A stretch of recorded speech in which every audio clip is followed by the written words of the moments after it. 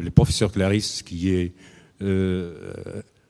chef de service dans le CHU de Lyon. Moi, c'est un habitué des congrès marocains. Donc, à vous la parole. Chers amis, merci beaucoup de votre fidélité et de votre invitation. C'est chaque fois un vrai plaisir de me retrouver ici avec beaucoup d'émotion et beaucoup d'amitié. Donc je vais essayer de survoler en 14 minutes 55 secondes les marqueurs de l'inflammation dans le cadre de la réanimation néonatale, et j'ai préparé cet exposé avec ma collègue Marine Butin, qui est professeure maintenant depuis 2 jours. Donc, on sait très bien qu'en néonatologie, on utilise beaucoup d'antibiotiques et qu'on a toujours peur de laisser passer une infection. Et donc, lorsqu'il existe un certain contexte ou des signes d'alarme, on va débuter l'antibiothérapie, et qui sera poursuivie au moins jusqu'au résultat de l'hémoculture. Et dans le cadre des bonnes pratiques, si l'hémoculture est négative au bout de 48 heures, il faut arrêter les antibiotiques. Et cette antibiothérapie probabilis nous conduit à utiliser trop largement des antibiotiques. Vous voyez que cet état des lieux avait été fait il y a une dizaine d'années. 50% des nouveau-nés ont un prélèvement bactériologique périphérique de type liquide gastrique, ce qui ne sert à rien. 25% des nouveau-nés ont un prélèvement diagnostique de type CRP ou hémoculture.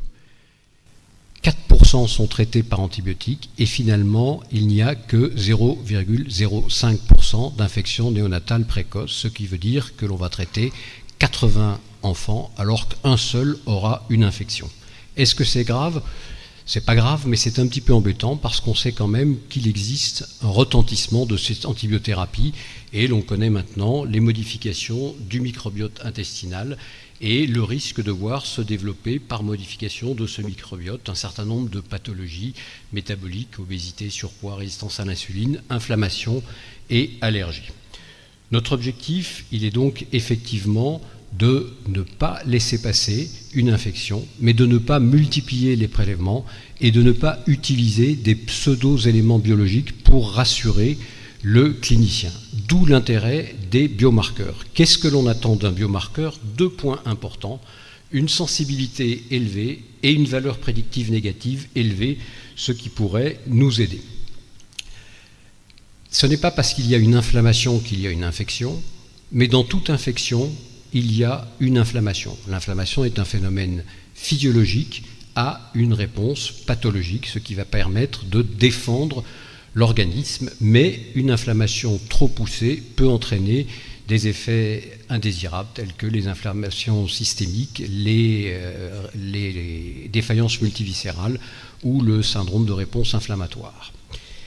Si l'on en revient à la néonatologie, il existe des différences, bien évidemment, entre un nouveau-né et un prématuré. Le nouveau-né n'est pas qu'un adulte en miniature, et le prématuré n'est pas simplement un nouveau-né en miniature. Et l'on sait que l'âge gestationnel a des effets sur les médiateurs.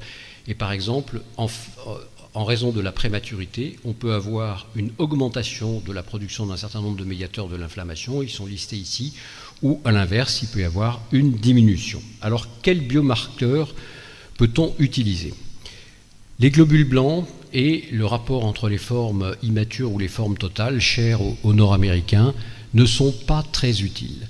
Les globules blancs, il y a beaucoup de facteurs qui peuvent entraîner une modification. Par exemple, un retard de croissance sévère va entraîner une leucopénie, où on peut avoir les phénomènes de démargination des polynucléaires, notamment après utilisation de corticoïdes. Donc ça ne nous aide pas beaucoup en pratique quotidienne. La C-réactive protéine, elle est connue depuis de très très nombreuses années, mais c'est un marqueur qui est retardé et qui finalement n'est absolument pas utile au moment où le sepsis se déclare. Il est peu spécifique, puisqu'on sait qu'il est augmenté lorsqu'il y a une inhalation du liquide amniotique méconial, il peut être augmenté après utilisation de surfactants exogènes, il peut être augmenté dans certaines cardiopathies congénitales. A l'inverse, sa valeur prédictive négative est plutôt satisfaisante, et la cinétique de la CRP peut nous aider pour évaluer l'efficacité du traitement.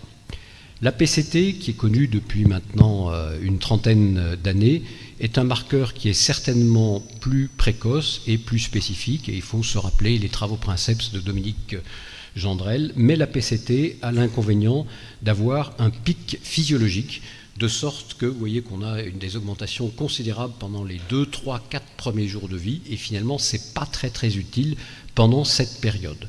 Et la PCT chez le nouveau-né en particulier, chez le prématuré, n'a pas toujours la même valeur discriminante de ce qui a pu être montré chez le petit nourrisson en cas de syndrome fébrile, où on sait que si la PCT est très basse, c'est plutôt viral, et si elle est élevée, c'est plutôt bactérien. Nos collègues nantais avaient fait une très très belle étude sur la PCT au cordon, ce qui permettait d'avoir à la fois un biomarqueur qui était non invasif et qui a une excellente valeur prédictive négative. Et si la PCT est inférieure à 0,5 microgrammes par litre, il y a 99% de chances qu'il n'y ait pas d'infection. L'IL6 est un marqueur qui est assez précoce, qui peut être intéressant, qui est utilisé dans un certain nombre d'unités, mais vous voyez qu'il est surtout performant pour les infections néonatales tardives et qu'il est moins utile pour les infections bactériennes précoces. Il existe un certain nombre d'autres biomarqueurs. Ils sont listés ici, il y en a beaucoup d'autres. Nous avons fait un travail à Lyon, en l'occurrence ma collègue Marine Butin a fait un travail sur une évaluation d'un certain nombre de biomarqueurs. Les résultats sont en cours de publication et finalement on n'a pas trouvé le biomarqueur que l'on aimerait avoir. Mais vous voyez par exemple qu'avec le lipopolysaccharide binding protein, chez les nouveau-nés de moins de 48 heures, on a une aire sur la courbe qui est satisfaisante, on a une sensibilité de 100%, une spécificité de 94%, une valeur prédictive négative de 100% également. Alors, dans quel cadre faut-il les utiliser? Et donc, il y a une règle de base en médecine que m'avait appris un grand pédiatre lyonnais qui est le professeur Larbre, maintenant décédé.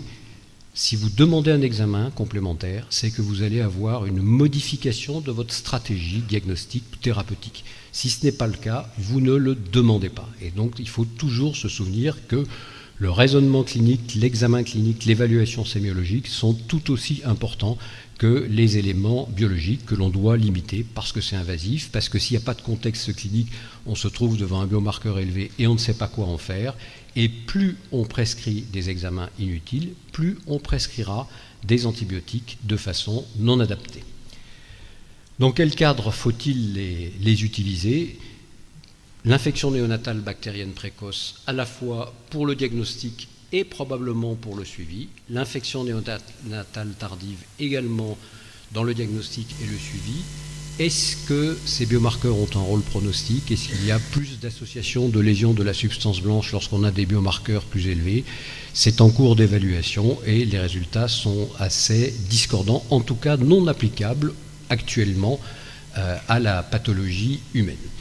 Et je terminerai par ce petit cas clinique pour bien poser les idées. Voici l'histoire d'une petite fille donc, qui naît dans un contexte de rupture prématurée de 24 heures, antibiothérapie incomplète au moment de l'accouchement, prélèvement vaginal inconnu, travail long.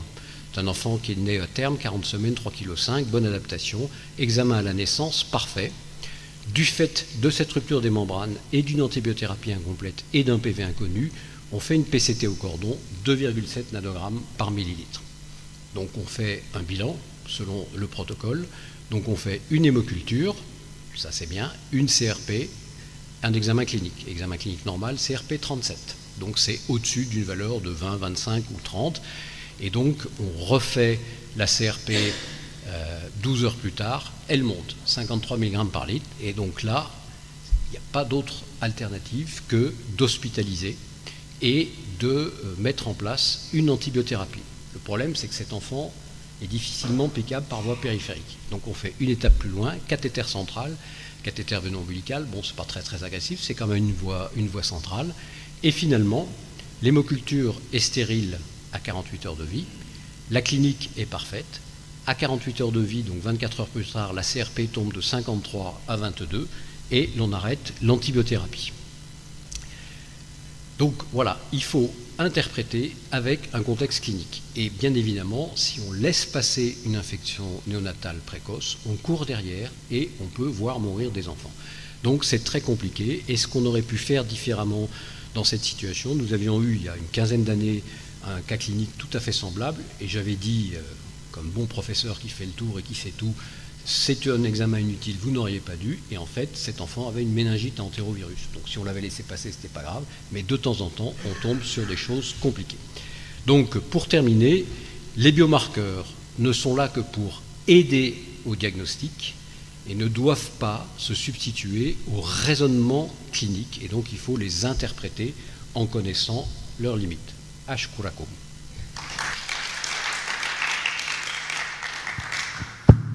Merci, professeur Clarisse, pour ce topo clair.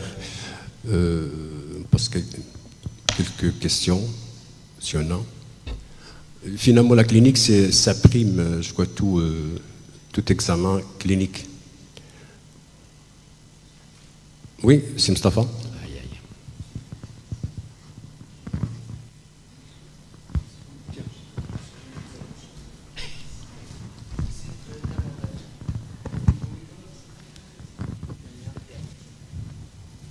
Merci Olivier.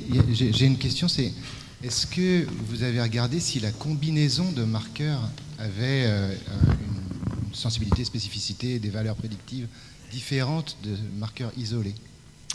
Alors, cela a été étudié effectivement, et par exemple, il y a mes amis à Nancy qui font une combinaison de CRP-IL6 et qui donnent probablement des résultats un peu plus satisfaisants. Ils avaient présenté leurs travaux, ce qui leur avait permis de réduire un petit peu l'antibiothérapie probabiliste inutile.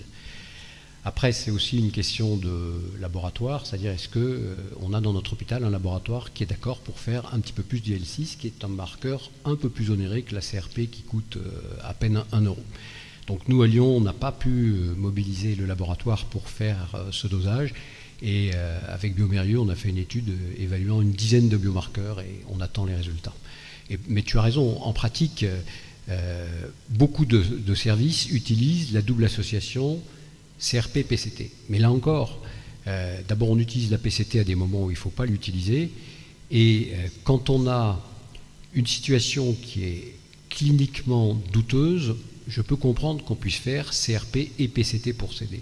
Mais à l'inverse, quand on a un diagnostic clinique qui est à peu près certain parce que l'enfant a un syndrome apnéique, parce qu'il fait plus des accès de tachycardie, de la fièvre, etc., la PCT ne va rien apporter par rapport à la CRP. Donc il ne faut pas non plus multiplier les associations. Et encore une fois, le contexte clinique est utile et il existe des cas où les associations de biomarqueurs sont utiles. Moustapha, la question qui tue. Alors, nous n'avons pas mesuré la pression intravésicale. Je suis désolé, Moustapha. Donc, je n'ai rien à faire dans ce staff. Merci Olivier, c'est très clair.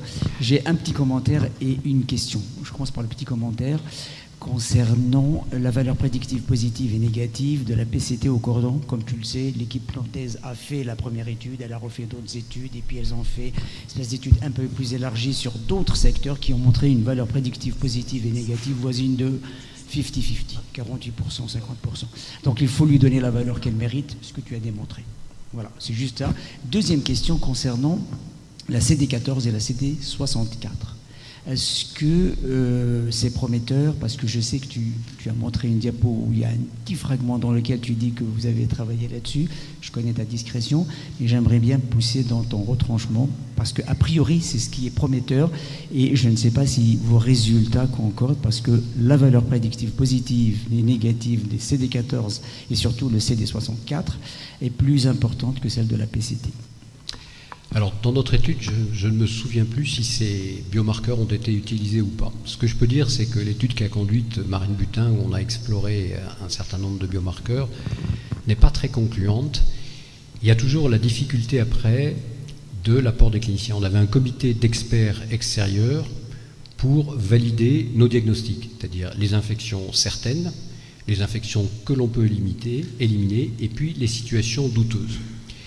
Et donc, je ne faisais évidemment pas du tout partie de ce comité d'experts et j'ai repris leurs avis. Et comme toujours, quand il y a un comité d'experts, on a des avis divergents. C'est-à-dire que certains ont retenu des diagnostics que moi je n'aurais pas retenus, mais ça ne veut pas dire que c'est moi qui avais raison ou que c'est eux qui avaient raison.